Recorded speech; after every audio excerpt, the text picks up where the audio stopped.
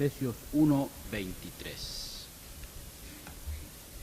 Refiriéndose a la iglesia dice, Efesios 1:23, la cual es su cuerpo, la plenitud de aquel que todo lo llena en todo. Capítulo 4, por favor. Y verso 7.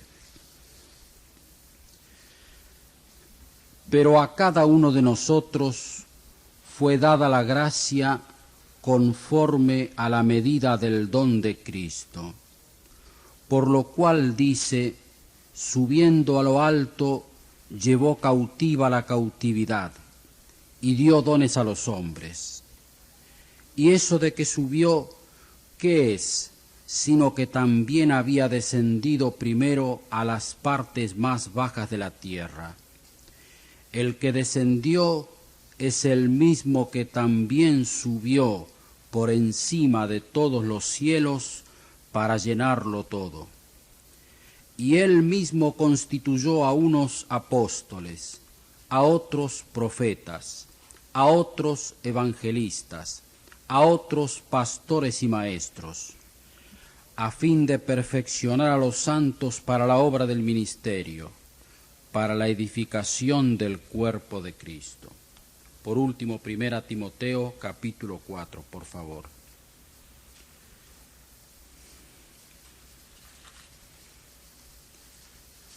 Primera Timoteo 4, verso 14. 4:14. No descuides el don que hay en ti, que te fue dado mediante profecía con la imposición de las manos del presbiterio. Practica estas cosas, ocúpate en ellas, para que tu aprovechamiento sea manifiesto a todos. Ten cuidado de ti mismo y de la doctrina. Persiste en ello, pues haciendo esto te salvarás a ti mismo y a los que te oyeren. Si el Señor permite, queridos hermanos, entre hoy y el domingo pasado, es decir, solamente en estas dos reuniones, quisiera tratar algunas de las características vinculadas con los dones. Mi primer pensamiento lo expreso así. De una fuente infinita, de las inescrutables riquezas de Cristo, el mismo Señor ha otorgado a cada creyente algún don espiritual. Digo que de una fuente infinita, de las inescrutables riquezas de Cristo, el mismo Señor ha otorgado a cada creyente algún don espiritual. Todo creyente, hombre o mujer, tiene algún don espiritual. Primero, estos dones se otorgan por gracia. Aquí la gracia es aquella que se manifiesta en el don. Lo que les ha sido dado a los creyentes aquí en Efesios 4 es la gracia que capacita al creyente, es decir, es la gracia que obra dentro de él. Segundo, el que distribuye los dones en la iglesia es el Señor de la iglesia. Todo aquí en este capítulo, queridos hermanos, en este capítulo 4, es grande. Y es grande sobre todo el verso 7 que hemos leído allí. A cada uno de nosotros fue dada la gracia conforme a la medida del don de Cristo. El significado de este versículo es que aquel don que cada creyente tiene está determinado por la generosidad de Cristo. Notemos que el Señor no da de sus riquezas, sino que da conforme a sus riquezas. Da como un ser rico, no como un menesteroso podría haber dado. Una traducción alternativa de este texto sería esta. La grandeza de este don nos habla de cuán generoso es Cristo al dar. La grandeza de este don que usted tiene, querido hermano, habla de cuán generoso es el Señor cuando Él da. Aquí está además la idea de que cada uno de nosotros ha recibido un don especial que enriquece su espíritu. Es un don espiritual porque enriquece su espíritu. ¿Qué es lo que regula la distribución de los dones? ¿Quién distribuye los dones? ¿Cómo lo hace? Lo que regula la distribución de los dones no es el mérito personal, de ninguna manera. Tampoco es la capacitación previa, ni mucho menos la elección personal. Yo no puedo elegir qué dones he de tener, y usted, querido hermano, tampoco lo puede hacer. Lo que regula la asignación de los dones es la voluntad del soberano Señor de la Iglesia. Este don se otorga, por tanto, a quien Él quiere, y porque viene de Él, el don tiene una sola medida, es la medida generosa del Señor. Se trata de una concesión de gracia, de una facultad, de una capacitación. Tercero, la unidad de la Iglesia es consistente con la gran diversidad de dones. La unidad de la Iglesia se funda en 7 columnas que no hemos leído. Un cuerpo, un espíritu, una misma esperanza de vuestra vocación, una fe, un Señor, un bautismo, un Dios y Padre de todos, que está sobre todos, por todos y en todos. Esto es el fundamento de la Iglesia. No lo tratamos porque no tenemos tiempo. La unidad de la Iglesia, que se fundamenta, como digo, en estas 7 columnas, es consistente con la gran diversidad de dones. ¿Por qué? Porque la unidad no tiene que ser confundida con la uniformidad. Si todos en la casa de Dios tuviéramos los mismos dones y en igual magnitud, en igual medida, lo que habría no sería unidad, sino uniformidad. Pero además la unidad de la Iglesia no tiene que ser confundida con la concentración de funciones en unos pocos hermanos. La práctica que a veces se advierte en algunas congregaciones de que las tareas son desarrolladas únicamente por pocas personas no tiene apoyo bíblico. Hay una consecuencia fundamental de esto. Es la maravillosa diversidad dentro de la unidad que Pablo describe. Aunque estos dones puedan parecernos a nosotros grandes o pequeños, todos sin excepción, son igualmente el don de Cristo. Todos son indispensables para la unidad de la Iglesia y para la edificación del cuerpo de Cristo. Hay que destacar, queridos hermanos, como lo hace el gran autor Trenchard, que el don del Espíritu es su misma bendita persona, que se entrega al creyente como fuente de toda verdadera vida y como potencia de todo servicio genuino. Me he preguntado y le he preguntado al Señor, ¿qué son los dones?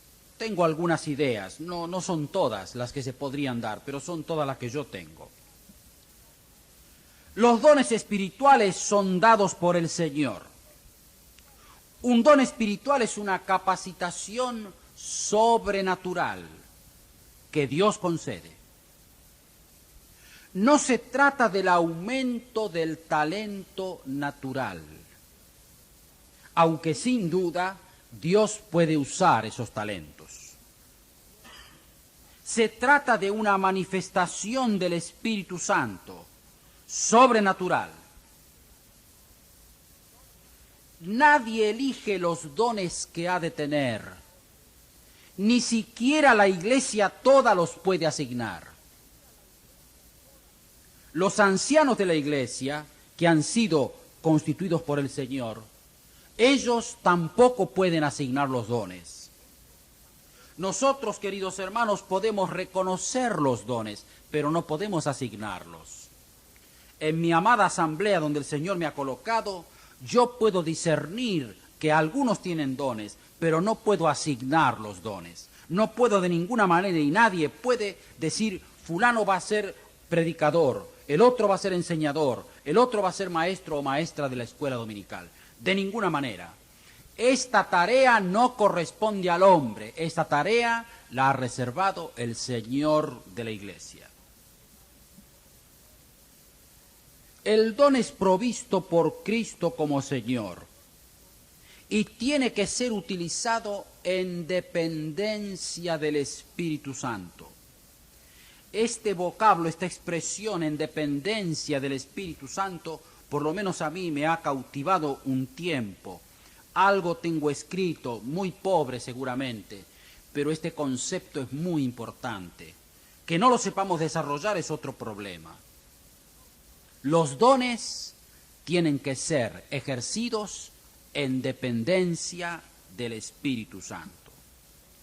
La unidad en la Iglesia de Cristo solo es posible así, cuando los dones son ejercidos en sujeción al Espíritu de Dios.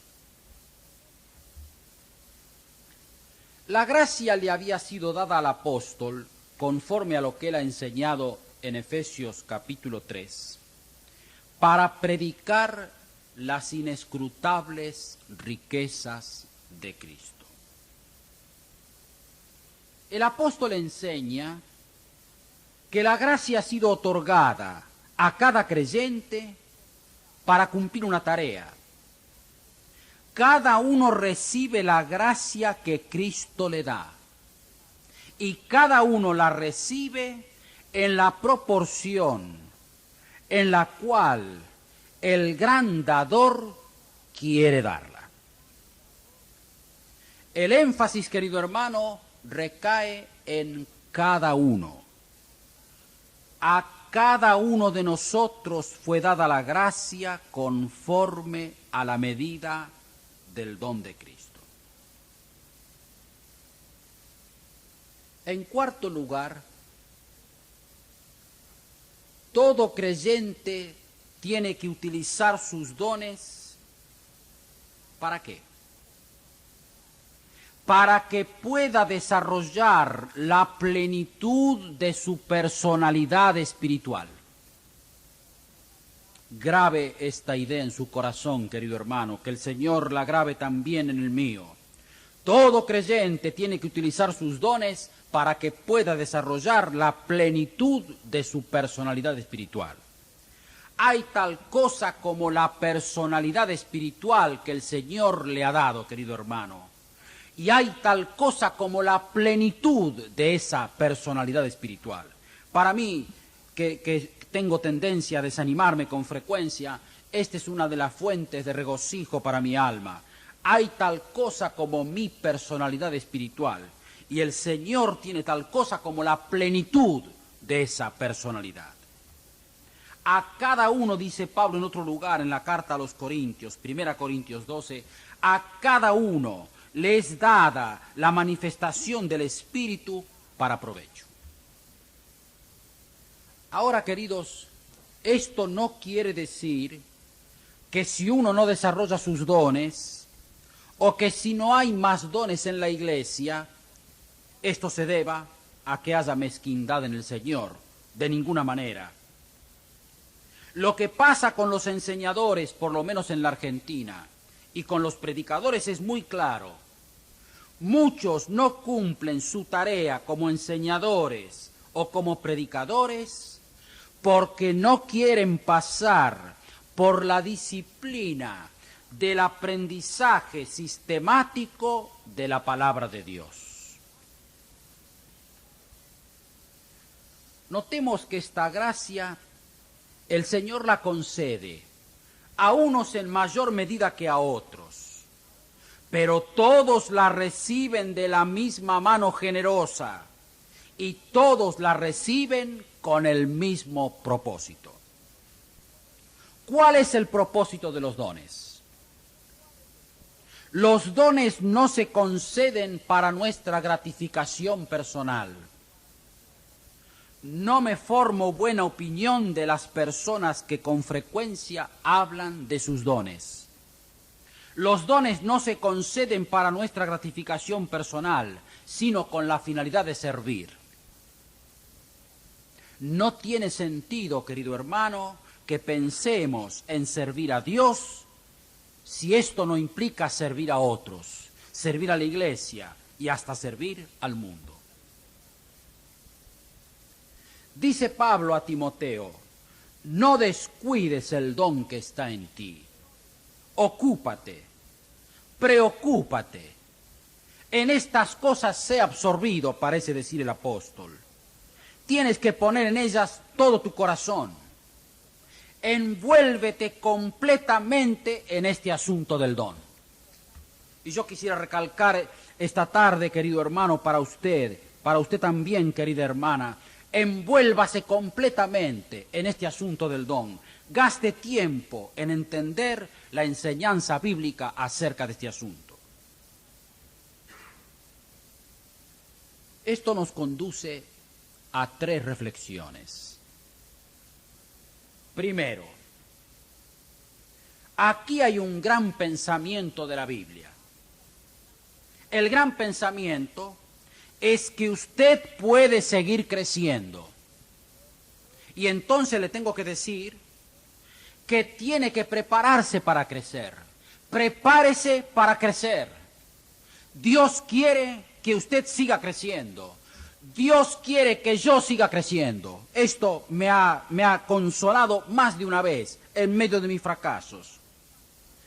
Prepárese para crecer, querido hermano. Dedíquese a desarrollar su personalidad espiritual plenamente. No se conforme con una vida mediocre y no se conforme nunca con un servicio mediocre. En segundo lugar, la palabra subraya que Cristo le ha transferido a usted un privilegio. Al darle este privilegio, el Señor le ha conferido además una gran responsabilidad. ¿Por qué? Porque Cristo sirve a la iglesia. El Señor sigue sirviendo a la iglesia y lo ha hecho durante siglos. Pero ahora el Señor quiere servir a la iglesia utilizándolo a usted. Sí, querido hermano. La segunda reflexión es que Cristo, como Señor de la iglesia, le ha transferido a usted un privilegio. Es el privilegio de desarrollar su don. La tercera reflexión es que el Señor se ha comprometido a algo. El Señor se ha comprometido a capacitarlo. Es el Señor el que lo puede capacitar, querido hermano. Toda capacidad proviene de Él y solamente de Él. He seguido estudiando este gran pasaje, queridos hermanos. No vamos a ver todo lo que hemos leído, ni hoy ni el domingo que viene, pero he seguido pensando y me he detenido un poco en la parte más difícil. No voy a tratarla con detalle. Si alguno quiere, después que la reunión termine, lo conversamos un poco más. Es allí cuando, en el verso 8, Efesios 4:8, el autor Pablo hace una cita del Salmo 68. Dice, por lo cual dice, subiendo a lo alto llevó cautiva la cautividad y dio dones a los hombres. Y eso de que subió, ¿qué es? Sino que también había descendido primero a las partes más bajas de la tierra. El que descendió es el mismo que también subió por encima de todos los cielos para llenarlo todo. Esto me conduce a un segundo punto. Le ruego que lo escuche con atención. La ascensión de Cristo al trono del Padre no quiere decir que Él haya abandonado a la Iglesia. La ascensión de Cristo al trono del Padre no quiere decir que Él haya abandonado a la Iglesia, sino que ascendió para colmarla con su plenitud. Pido disculpas por un pensamiento tan largo, pero no tengo manera de expresar toda la riqueza del texto bíblico. La ascensión de Cristo al trono del Padre no quiere decir que Él haya abandonado a la Iglesia, sino que ascendió para colmarla de su plenitud. Aquí nos preguntamos de dónde proceden los dones. Pablo cita el Salmo 68, que formaba parte de las lecturas en las sinagogas. En el Salmo se describe al Mesías triunfante que asciende al monte Sión de Sión después de derrotar a sus enemigos. Hay una diferencia entre la lectura que podemos hacer del Salmo y la que aparece aquí en Efesios. Se trata de que Pablo no cita el texto hebreo, el texto conocido como masorético. Tampoco cita el texto griego, el texto de la Septuaginta, sino que el apóstol está citando una versión que se llama la Peshita, que está en lengua siríaca. La diferencia consiste en que en el Salmo se dice que el Señor que asciende, el Rey que asciende, ha recibido dones. En cambio, cuando Pablo hace la cita, él enseña que el Señor da dones, otorga dones. Dice, dio dones a los hombres. No hay gran problema en cuanto los comentaristas coinciden en que se trata de dos fases, de la ascensión del Rey al monte de Sión, y que el Salmo tiene aplicación mesiánica, y que entonces se refiere al hecho de que el Señor en su ascensión ha recibido los dones de los hombres y luego los vuelve a conceder. Aquí encontramos un punto fundamental. Lo fundamental es esto: la dotación de la Iglesia es tarea del Señor ascendido. No hay duda de que cuando Cristo hizo su entrada de nuevo a la gloria, todo el cielo se regocijó. Todo el cielo se regocijó. Todo el cielo se llenó del perfume de su persona y de su obra redentora. Lo dice en varios lugares el apóstol, y en una de las partes es cuando dice, andad en amor, como también Cristo nos amó y se entregó a sí mismo por nosotros, ofrenda y sacrificio a Dios en olor fragante. Nunca escuché una predicación de ese texto que se encuentra en Efesios 5:2, pero es un gran pensamiento. De ese ambiente celestial, pleno de regocijo, pleno de perfección infinita, de esa persona sublime exaltada por el Padre, de ese ambiente y de esa inigualable persona proceden nuestros dones. ¿Cuál es la reflexión, querido hermano? La reflexión es muy grande. Usted ha recibido sus dones del Señor glorificado. Los dones que tiene, querido hermano, no se los ha otorgado ninguna persona en la Iglesia, ni siquiera la Iglesia entera. El don que usted tiene, querido hermano, querida hermana, o los dones que tiene, los ha recibido del Señor glorificado. Aquí la Escritura trae revelaciones sorprendentes, una detrás de la otra. Es una idea original que no tiene precedentes en la literatura de los rabinos, que el Señor otorgue dones desde su gloria.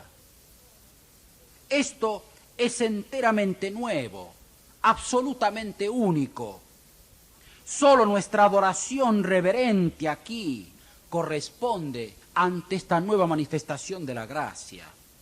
La gracia consiste en que Cristo ha recibido para dar, que Él ha ganado para conceder. Solo a través de la encarnación, de la muerte, de la ascensión de Cristo, pudo la Iglesia ser dotada con los dones del Espíritu Santo, ya que el Espíritu procede de la primera y de la segunda persona de la Santa Trinidad. Libre de limitaciones, el Señor puede hacerse ahora presente en cualquier lugar del mundo mediante su Espíritu.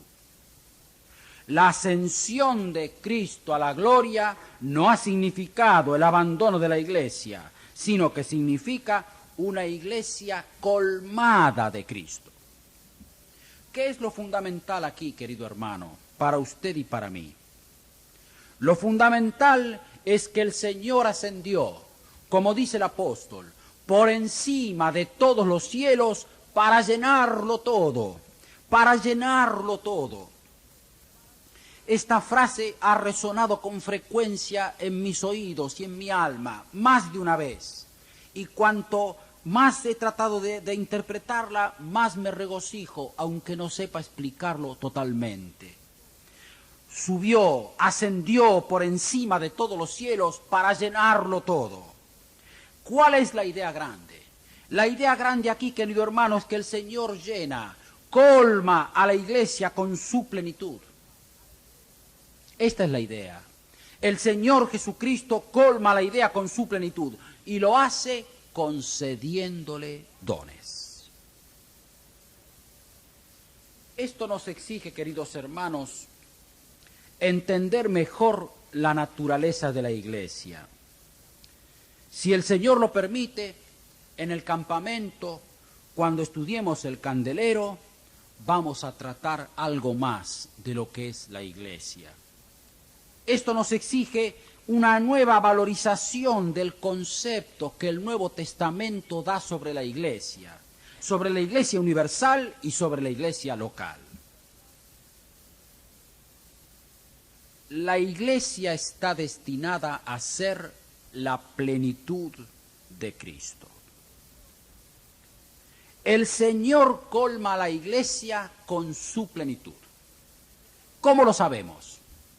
Lo sabemos por lo que hemos leído allí en Efesios 1:23. La Iglesia es la plenitud de aquel que todo lo llena en todo. Le voy a decir otra traducción posible de una gran autoridad en el texto original.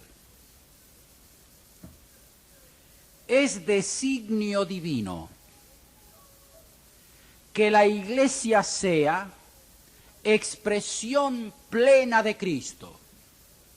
Es designio divino que la Iglesia sea expresión plena de Cristo, siendo llenada por aquel cuyo destino es llenarlo todo. Mire qué grande que es este pensamiento, querido hermano. Es designio divino que la Iglesia sea expresión de Cristo. Cristo llena al universo y a la Iglesia con bendiciones y llena a la Iglesia con sus dones. Esta es una manera en que podemos comprender cómo el Señor colma a la Iglesia. Es a través de los dones. Y lo vemos en Efesios 1:23. Pero además lo vemos si tenemos en cuenta cómo termina Efesios 4:10 y cómo comienza Efesios 4:11. Subió por encima de todos los cielos para llenarlo todo. Punto. Y sigue. Y Él mismo constituyó a unos apóstoles, a otros profetas, a otros evangelistas, y continúa. ¿Lo tiene claro, querido hermano? Subió por encima de todos los cielos para llenarlo todo. Tengo aquí otra vez 3 reflexiones. Primero, nosotros pertenecemos a la Iglesia, que es el pueblo más privilegiado de la tierra. Yo no tengo ninguna duda de que yo pertenezco al pueblo más privilegiado de la tierra. ¿Por qué lo puedo decir? Lo puedo decir porque ningún organismo humano tiene un jefe de la calidad espiritual como tiene la Iglesia. Punto y punto final. Esto es lo que hace toda la diferencia. Nosotros, queridos hermanos, pertenecemos al pueblo más privilegiado de la tierra. Como digo, en parte lo veremos en el campamento, pero lo quiero decir ya con toda claridad. Nosotros pertenecemos a la Iglesia y el privilegio de ella es que ella tiene por encima de todo a la gran cabeza de la Iglesia. Segundo, la Iglesia recibe la plenitud de Cristo. Pero además de que la Iglesia recibe la plenitud de Cristo, la Iglesia es la plenitud de Cristo. El Señor como cabeza transmite al cuerpo su propia plenitud. La carta a los Efesios lo revela así. Él como cabeza transmite al cuerpo su propia plenitud. Pero hay una tercera reflexión. Cuando nosotros estudiamos los dones, si por ejemplo tomamos la enseñanza de 1 Corintios 12 a 14, allí vamos a encontrar que los dones son manifestaciones del Espíritu. Y hay una larga lista de dones que allí aparecen. Pero cuando vemos aquí qué pasa en Efesios, en este capítulo 4, en la parte que hemos leído, aquí advertimos que los dones son hombres. Es decir, ¿qué ha ocurrido? El Señor toma a los hombres que se han convertido. El Señor otorga a estos hermanos ciertos dones. Y a estos hombres así dotados, Cristo los concede como un don suyo a la Iglesia. Entonces, querido hermano, ¿cuál es la tercera reflexión? La tercera reflexión es esta. La Iglesia es la plenitud de Cristo. Pero la revelación sorprendente de este pasaje es que usted forma parte de esa plenitud. Usted, querido hermano, es un don de Cristo a su Iglesia. Si me deja decir una palabra personal para animar a mi propia alma que lo necesita, yo puedo decir esto, y usted lo puede decir. Yo, a pesar de mis tremendas debilidades, a pesar de mi inutilidad suprema, yo soy un don de Cristo a mi congregación. No se vaya a su casa, querido hermano, sin pedirle al Señor que Él grabe esta verdad en su alma. Usted no está destinada, querida hermana, a un pasaje intrascendente por esta querida congregación. Usted es un don de Cristo a la Iglesia. Aquí en Efesios 4 se trata de varones, porque se trata del ministerio de la palabra. Fíjese que eran apóstoles y profetas, estos dones han pasado ya, pero después dice evangelistas, pastores y maestros. En este caso se refiere al ministerio de la palabra. Pero estos desde luego no son los únicos dones. Hay una larga lista que aparece en Romanos 12 y en 1 Corintios. Sí, querido hermano, la revelación sorprendente de este pasaje es que usted forma parte de esa plenitud de Cristo. ¿Cuál tendría que ser, querido hermano, nuestra actitud? Se la voy a decir claramente. La voy a poner en términos personales para tratar de hacerla más claro. La reflexión es esta. Yo necesito visión espiritual. Necesito visión espiritual para concebir a mi propia iglesia local como la plenitud de Cristo. Cada asamblea local, cada iglesia local, aunque esté constituida por un pequeño número de hermanos, es una forma plena de la iglesia de Cristo. ¿Por qué? ¿Por qué? Porque la cabeza está siempre presente. Eso es lo que explica todo. Cada asamblea local es una forma plena de la Iglesia universal porque la cabeza está siempre presente. Yo necesito, como digo, visión espiritual para comprender que mi congregación es eso, es la plenitud de Cristo.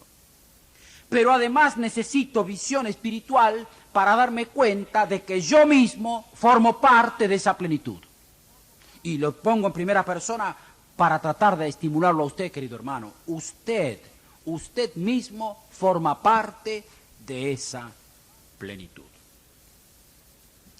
Con esto termino mi segundo capítulo, que decía que la ascensión de Cristo al trono del Padre no ha significado el abandono de Cristo, de la Iglesia por parte de Cristo, sino que Él ascendió por encima de todo para colmarla con su plenitud. Llévese a su casa ese gran pensamiento. Ascendió, subió por encima de todos los cielos para llenarlo todo. Tengo un tercer y último capítulo, si me deja decirlo así, esta noche. Muchos creyentes no han recibido ningún llamamiento de Dios. Muchos creyentes no han recibido ningún llamamiento de Dios. ¿Por qué? Porque ignoran que el descubrir el don y el cultivarlo, es esencial para entrar en los propósitos de Dios. Otra vez el pensamiento es extenso, pido disculpas, no lo sé expresar mejor. Lo repito, muchos creyentes no han recibido ningún llamamiento de Dios porque ignoran que el descubrir el don y el cultivarlo es esencial para entrar al propósito de Dios. Tengo aquí varias reflexiones que hacer. Primero, descubra sus dones, querido hermano. Descubra sus dones. Recuerde que no hay fórmulas mágicas. Los dones de Dios no vienen envasados, no vienen prefabricados. El método de Dios es un hombre formado por Él. Cada creyente, cada iglesia, cada generación de cristianos tiene que descubrir estos dones por sí mismos y tiene que apreciar su grandeza y su gloria. Hay tal cosa, querido hermano, como la grandeza y la gloria de los dones que el Señor ha dado a su iglesia. Segundo, Dios lo capacitará. Cuando el Señor le asigne una tarea, querido hermano, no vacile. Dios lo va a capacitar. Pero recuerde que el don de la predicación o el de la enseñanza, por poner solamente algún ejemplo, recuerde que el don de la predicación o de la enseñanza exigirán de usted una dedicación seria y sistemática al estudio de las cosas profundas de Dios. Me alegró mucho saber que ustedes están estudiando la carta a los Hebreos. Cuando yo estudié el sacerdocio de Cristo, hace un tiempo, uno de los pasajes en el que más me detuve fue el final del capítulo 5 de la carta a los Hebreos y el comienzo del 6. Y allí, entre las reflexiones que el Señor me dio, aprendí esto. Aprendí que las cosas profundas de Dios son para mí también. Me siento muy pobre cuando digo esto. Me siento tan indigno, pero lo creo firmemente de todo corazón. Las cosas profundas de Dios son para usted, querido hermano, y para mí también, por la gracia de Dios. Tercero, ¿cuál es el propósito del ministerio de la palabra? ¿Para qué predicamos? ¿Para qué enseñamos? ¿Para qué venimos a la casa de Dios? ¿Para qué escuchamos a los hombres que nos dan la palabra de Dios? El propósito del ministerio de la palabra de Dios en profundidad, subrayo, en profundidad, consiste en traer a los hombres a su verdadero destino. Es decir, traerlos delante de Dios. Yo sabía, cuando salí de mi casa, hace 3 semanas, yo sabía que un día llegaría cuando tendría que hablar delante de ustedes y que esta es mi responsabilidad esta noche y todas las noches cuando el Señor quiera usar a sus siervos. ¿Cuál es la responsabilidad? ¿Cuál es el objetivo? ¿Cuál es el propósito del ministerio de la palabra? Es traer a los hombres a su verdadero destino, es traerlos delante de Dios. ¿Para qué? Para que aprendan de Él qué lugar ellos ocupan en los planes de Dios, en la mente de Dios. El ministerio de la palabra de Dios en profundidad, querido hermano, que usted tiene que dar para mí, el que usted tiene que dar para sus queridos hermanos, ese ministerio consiste en que usted tiene que traer a los hombres delante de Dios para que ellos aprendan qué lugar ocupan en la mente de Dios, en el corazón de Dios. Cuarto, es el plan de Dios que cada creyente se sumerja en la profundidad de su vida espiritual. Yo escribí esto hace 3 o 4 años. El año pasado tuve que volver a leer esta página, se la muestro como la tengo, marcada con colores distintos, tachadas en algunos casos y agregados en otros. Pero no he modificado nunca eso que había escrito. Le voy a decir por qué. Porque yo no sabía lo que significaba la profundidad de la vida espiritual que me esperaba el año pasado. Es el plan de Dios que cada creyente se sumerja en la profundidad de su vida espiritual, que enfrente los conflictos de toda vida espiritual y que en medio de esos conflictos, aprenda a servir a Dios. ¿Cuál es la reflexión aquí? Cultive su don, querido hermano. Antes hemos dicho que lo descubra. Ahora decimos que dé un paso siguiente. Una vez que los ha descubierto, cultívelos. No olvide, los dones son el trabajo que Dios quiere realizar con usted, pero son un trabajo que el Señor tiene que realizar dentro suyo. Cultive su don. Quinto y último punto esta noche. El ejercicio de los dones coloca sobre usted una gran responsabilidad. ¿Por qué? ¿Por qué? Porque si uno ha recibido un don, ha recibido un llamamiento de Dios. Si me deja decírselo en términos personales, le digo que el ejercicio de los dones coloca sobre usted una grave responsabilidad. Porque si usted ha recibido un don, ha recibido un llamamiento de Dios. La mayor parte de los creyentes parecen resignados a vivir sin dones, y algunos llaman a esto humildad. Se han resignado a depender de los dones de otros. Es una cosa muy buena, querido hermano, alimentarse de la palabra de Dios que otro pueda dar para usted. No tengo la menor duda. En mi congregación siempre digo a los jóvenes que quieren estudiar la palabra de Dios que tienen que aprender a alimentarse por sí mismos. No niego toda la ayuda que pueda dar mediante libros o con conversaciones, con reflexiones, a cualquier querido hermano. Pero le enseño que fundamentalmente tiene que aprender a comer por sí mismo. Tiene que aprender a alimentarse.